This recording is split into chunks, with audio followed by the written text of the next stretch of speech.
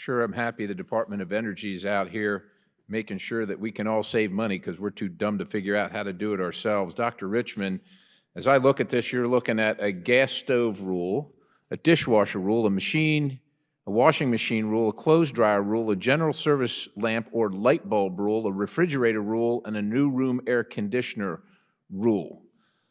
And you said earlier that you do not coordinate with radical environmentalist groups, but in May, in a letter refusing to provide testimony at a hearing in this committee, DOE relied on a court-ordered consent decree initiated by radical environmentalist activist groups for the basis for not providing witnesses. If you don't coordinate, why was that the case? So that, thank you for that question. You don't have to thank me, ma'am. Just answer. It'd be great. So that was to apply pressure for us to give a timeline for us to actually put the rule in place, which is now January 20. So, okay, fair enough. When is it? When must energy standards be updated per the statute? So every 6 years, DOE is to look to see whether... And consider them, right? Yeah.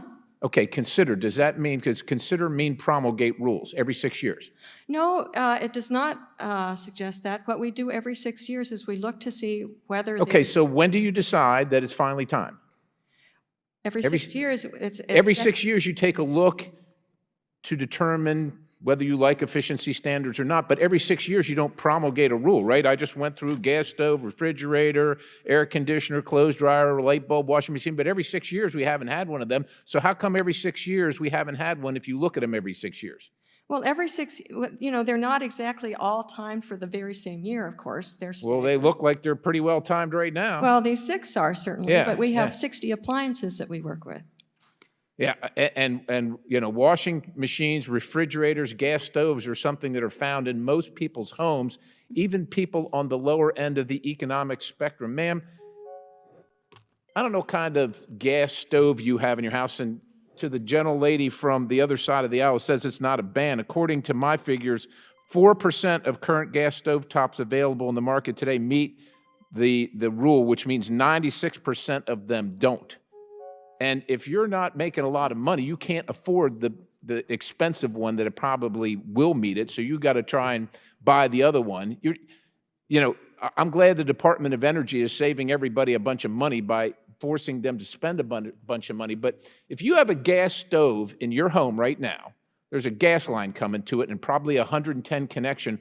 Do you know what it takes to put an electric stove in your home? You have any idea?